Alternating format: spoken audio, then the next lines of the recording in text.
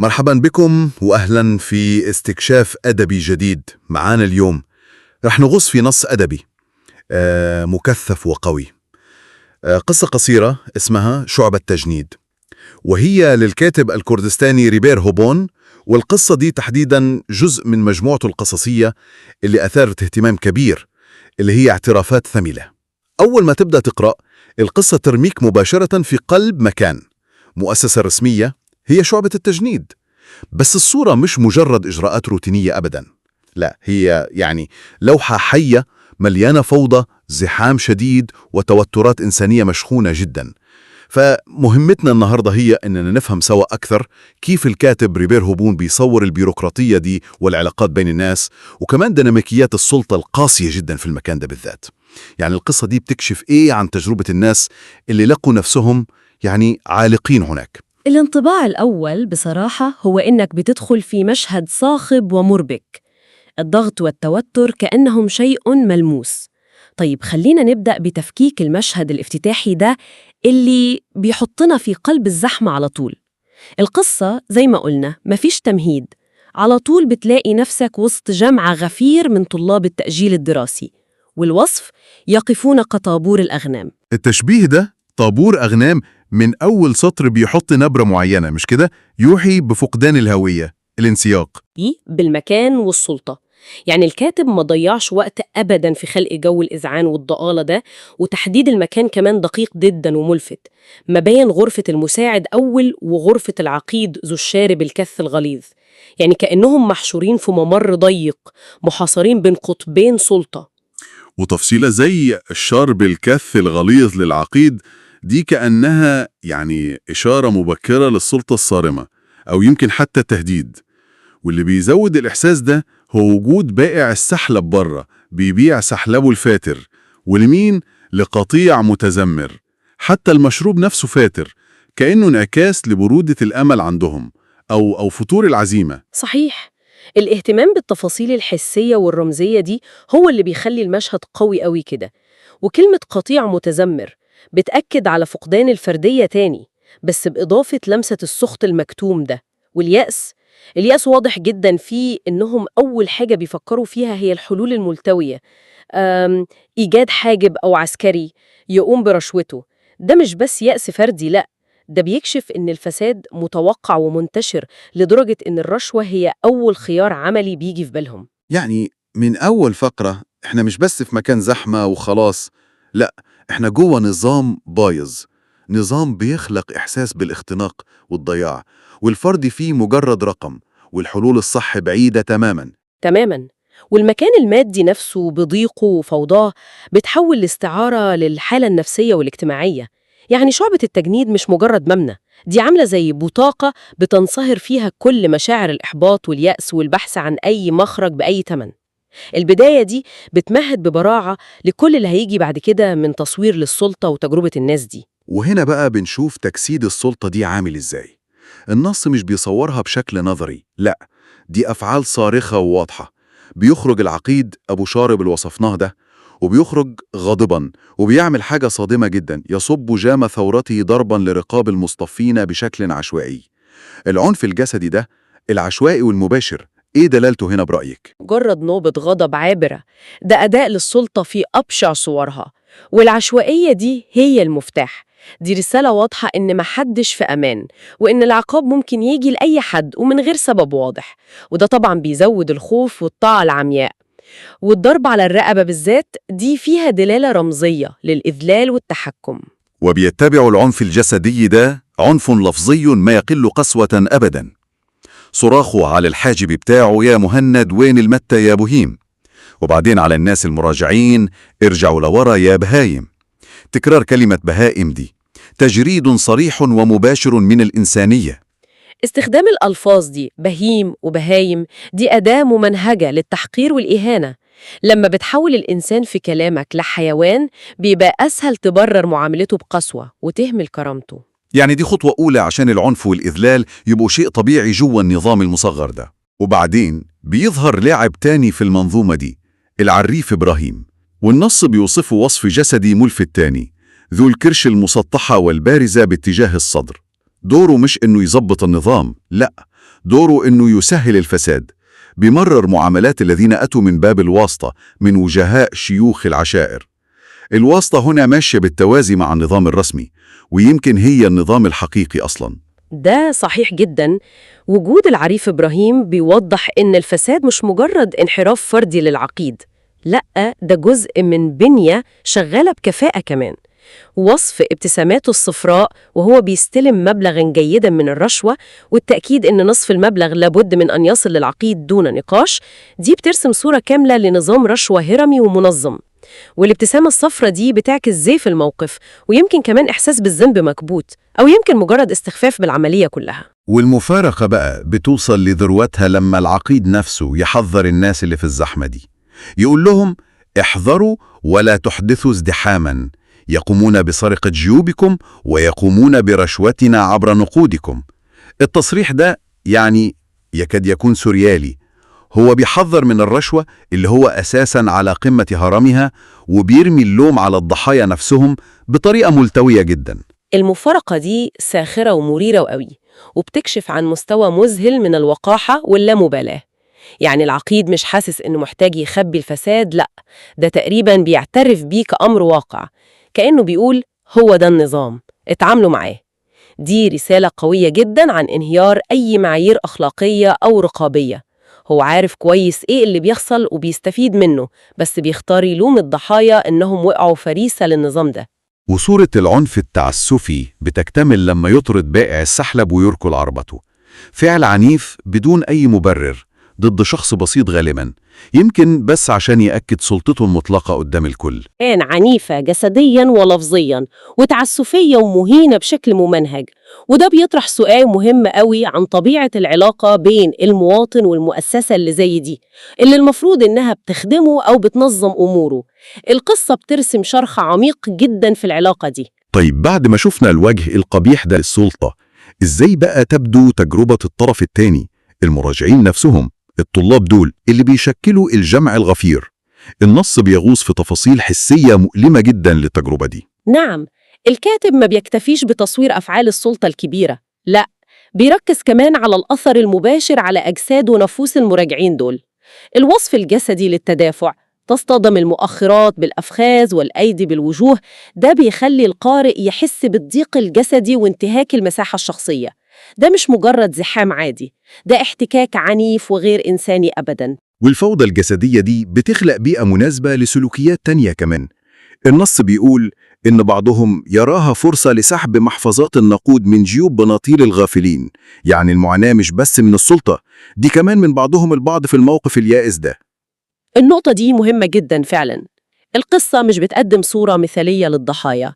الظروف القاسية دي بتدفع ناس إنها تستغل ضعف ناس تانية، وده بيعكس إزاي البيئات القمعية والمهينة دي ممكن تفسد العلاقات بين الأفراد نفسهم، وتخلق جو من انعدام الثقة والأمان حتى بين اللي بيعانوا نفس المعاناة.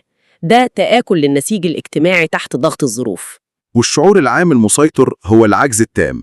يرجع الغالب خالي الوفاض حيث لم يصلوا لباب الغرفة بعد. ساعات وساعات من الانتظار والمعاناة الجسدية، وفي الآخر على ما فيش. والإحباط ده بيتجسد في قصة إيهاب اللي فشل حتى إنه يلاقي سكة للرشوة، وده معناه إن حتى الفساد ليه شروطه وطرقه اللي ممكن ما تكونش متاحة للكل. دي حقيقي، حتى الفساد محتاج معرفة أو واسطة عشان توصله، وده بيزود يأس اللي ما عندهمش لا دي ولا دي. والنص بيعزز الإحساس بالضيق ده بتفاصيل حسية تانية، زي المكان المكتظ بروائح العرق والسحنات المختلفة. الوصف ده مش بس عشان الواقعية، لأ، ده بيربط بين الانزعاج الجسدي الشديد، يعني الريحة الوحشة دي، وبين التقل المعنوي والبيروقراطي للتجربة. وبيجي تشبيه تاني ملفت جدا، يتدافع فيه المراجعون كأنهم حجاج أتوا لقذف الجمرات، مقارنة شعبة التجنيد بمشعر من مشاعر الحج، حتى لو كان في سياق رمي الجمرات المعروف بالزحام الشديد والتوتر. التشبيه ده يوحي بإيه؟ التشبيه ده مركب ومثير للتفكير فعلاً. من ناحية هو بيبرز قد إيه الزحام والتدافع شديد، ويمكن الإحساس بأن العملية دي طقس ضروري بس شاق وعنيف. ومن ناحية تانية ممكن يكون في تهكم لاذع لما يقارن مكان للبيروقراطية والفساد بمكان له قدسية دينية. يمكن بيشير إلى أن المعاملة دي أصبحت زي واجب تقيل ومؤلم لازم الكل يمر بيه، كأنه قدر محتوم. وفي وسط كل المعاناة دي فيه بصيص أمل، أو يمكن مجرد تباين صارخ. ابتسامات بدأت تظهر في محيا البعض ممن أتم إجراءات التأجيل. القليلين دول اللي نجحوا، غالباً مش بالطرق النظيفة يعني. الابتسامات دي بتزود مرارة المشهد للغالبية اللي فشلت. هي بتبرز الفجوة الكبيرة جدا بين اللي معاه الوسيلة سواء فلوس أو واسطة وبين اللي معهوش. القصة هنا مش بس بتصور معاناة فردية، لأ، دي بتصور نظام طبقي قاسي شغال حتى جوه مؤسسة رسمية المفروض تطبق القانون على الكل بالتساوي. التجربة الإنسانية هنا مهانة ومداسة بالأقدام. والمعاناة مش بتنتهي بالضرورة جوه الشعبة نفسها. القصة بتتكلم عن العواقب الوخيمة للي بيتأخر أو ما بيقدرش يسوي وضعه. العقيد بينادي على المتخلفين عن التأجيل بغية دفع الغرامة المستحقة، وده بيفتح فصل جديد من المواجهة المباشرة. نعم، وهنا بنشوف تاني القسوة المباشرة واللغة العنيفة للسلطة. المشهد الحواري بين العقيد والمراجع اللي معوش فلوس الغرامة ده مشهد محوري في القصة. رد العقيد مش مجرد رفض، لا، ده تهديد فاحش ومهين جدا. لتنكح والدتك ولتؤمن المبلغ وإلا ستسجن في الحال. اللغة دي بتتجاوز مجرد الإساءة، دي محاولة لسحق كرامة الشخص ده تماما. والنص بيذكر رد فعل المراجع بكلمة واحدة بليغة جدا: يترك صمتا. الصمت ده شايل جواه كل العجز والغضب المكبوت والإهانة اللي ما ينفعش يترد عليها. الصمت ده هو أقوى رد فعل ممكن في ظل موازين القوى المختلة دي. أي كلمة كانت هتودي العواقب أسوأ. الصمت هنا اعتراف بالعجز، بس ممكن كمان يكون تعبير عن مقاومة داخلية، عن رفض إنه ينزل لمستوى اللي بيهينه ده. ومصير اللي مقدرش يدفع واضح ومباشر، تم سوقهم للسجن ومن ثم لخدمة العلم. النظام هنا مفيش فيه رحمة، شغال زي الآلة الصماء للي بيقع في شبكته. والتهديد مش بس عند العقيد، المساعد أول كمان بيمارس نفس الدور، يمكن بلغة أقل فظاظة شوية، بس بتهديد بنفس القدر. أقسم أني سأنسفك مخالفة تبكي عليها، لماذا لم تأتي في الموعد المحدد؟ التهديد بالمستقبل، بالغرامة أو العقوبة، دي أداة دائمة للحفاظ على السيطرة. وده بيأكد إن المشكلة مش في شخص واحد اللي هو العقيد، لأ، دي ثقافة مؤسسية منتشرة. والأخطر من كده إن السيطرة دي بتمتد لبره أسوار الشعبة. ذكر نقط التفتيش اللي قرب مفرزة كراج الشعار عشان يتأكدوا من ورق التأجيل، وإن اللي معهوش ورق بيتاخد فوراً للخدمة. ده معناه إن حالة الخوف والقلق دي مش مؤقتة بيوم المراجعة، لأ، دي حالة مستمرة بتلاحق الشباب في حياتهم اليومية. يعني شعبة التجنيد مش مجرد مكان، دي رمز لنظام رقابي أوسع، تأثيره بيمتد للفضاء العام وبيخلي حياة الشباب دول حالة مستمرة من الترقب والخوف من الوقوع في إيد السلطة. أداة قمع شامل بتحول الإجراءات الإدارية لفخاخ، وبتستخدم اللغة والعنف عشان تفرض سيطرة مطلقة، وبتمحي المسافة بين المكان الإداري والمكان العام، وتخلي حياة الناس كابوس مستمر من الملاحقة. لكن القصة مش بتخلص عند النقطة السوداوية دي، في تحول مفاجئ في الآخر، بيجي زي صدمة كده. النص بيلمح بسرعة لحدث كبير حصل، انفجرت عبوة الغضب الشعبية. مفيش تفاصيل، لكن العبارة دي بتغير السياق كله. وفجأة بنشوف الشخصية المركزية للسلطة، العقيد، في وضع مختلف تماما. التحول ده هو اللي بيخلي النهاية قوية جدا ومفتوحة للتفسيرات. ظهور العقيد أبو الشارب الغليظ والكرش البارز على القناة الإخبارية الرسمية مش ظهور المنتصر أبداً. النص بيوصفه بدقة شديدة، منظره شاحباً والخوف أسقط تمثال شاربه المتداعي تحت فمه. الشارب اللي كان رمز للغطرسة والقوة بقى متداعي زي تمثال وقع. دي صورة بصرية معبرة جداً عن انهيار هيبته. وهو بيحكي بنفسه إيه اللي حصله. اتمسك من جماعة ما يسمى الجيش الحر، وخدوه مكان مجهول وانضرب. والمفارقة المذهلة هنا هي وصفه للي خطفوه، إنهم المتخلفون، المهملون، العصابات المسلحة، خونة الوطن. بيستخدم نفس كلمة المتخلفون اللي كان بيقولها على الطلاب المراجعين. يا ترى هو واعي للمفارقة دي؟ النص مش بيقول لنا بصراحة إذا كان واعي ولا لأ، وده جزء من قوة النهاية. ممكن يكون مجرد ترديد أعمى للغة القمع اللي هو تشربها وبقت جزء منه، حتى وهو الضحية دلوقتي. أو يمكن في مستوى من السخرية السوداء في استخدامه للكلمة دي، كأنه بيعترف بشكل غير مباشر إن المتخلفين اللي نظامه خلقهم هم اللي اتقلبوا عليه. وفي كل الأحوال استخدام نفس الكلمة بيربط بشكل مباشر بين ظلمه اللي فات ومصيره الحالي. وبيقول إنه طلع بعد فدية باهظة، في حين إن القناة الرسمية بتقدمه كبطل ناجع من العملاء. في فجوة واضحة جدا بين الرواية الرسمية البطولية وبين حالته النفسية للنص وصفها بدقة. الفجوة دي هي محور النهاية. بينما الآلة الإعلامية الرسمية بتحاول تحافظ على صورته كرمز للسلطة، النص بيكشف لنا انهياره الداخلي، والوصف الأخير لحالته النفسية بعد التجربة دي هو الأقوى.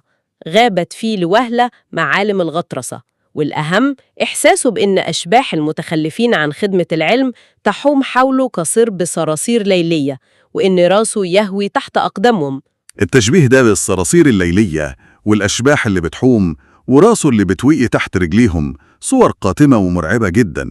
الصور دي معناها إيه في سياق القصة؟ دي صور قوية جدا للأثر النفسي العميق للظلم، مش بس على الضحية، لأ، على الظالم نفسه لما الأدوار تتقلب أو حتى لما يواجه عواقب أفعاله بشكل ما.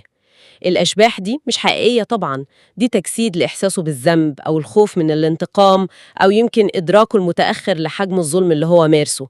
المتخلفون اللي كان بيدوس عليهم برجله بقوا دلوقتي بيطردوه في كوابيسه، وراسه هي اللي بتهوي تحت رجليهم، رمزياً يعني في نفسيته.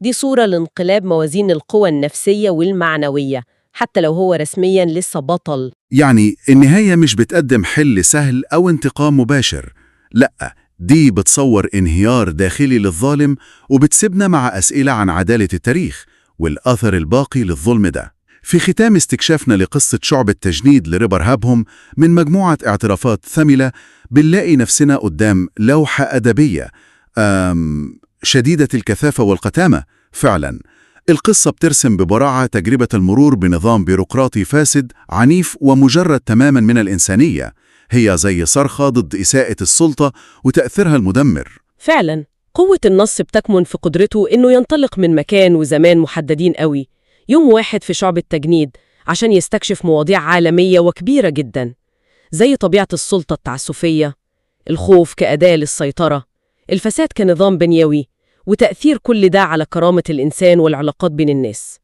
والنهاية المفتوحة مع التحول في مصير العقيد ده بتضيف طبقة تانية من التعقيد عن دورات العنف والظلم وتداعياتها النفسية العميقة. القصة مش بتقدم إجابات سهلة أو حلول جاهزة، ويمكن ده اللي بيخليها مؤثرة أكتر.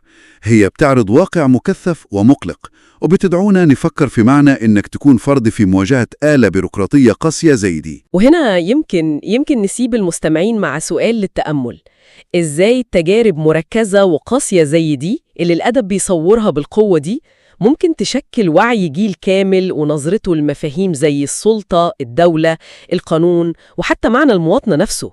أو يمكن نتساءل، هل الأشباح اللي طاردت العقيد في النهاية دي مجرد هلاوس شخصية ليه، ولا هي بتمثل حقيقة أعمق عن استحالة الهروب من عواقب الظلم حتى لو الظروف الخارجية اتغيرت؟ سؤال بيخلي النص معلق في الهواء بعد ما تخلص قراءة القصة المؤثرة دي.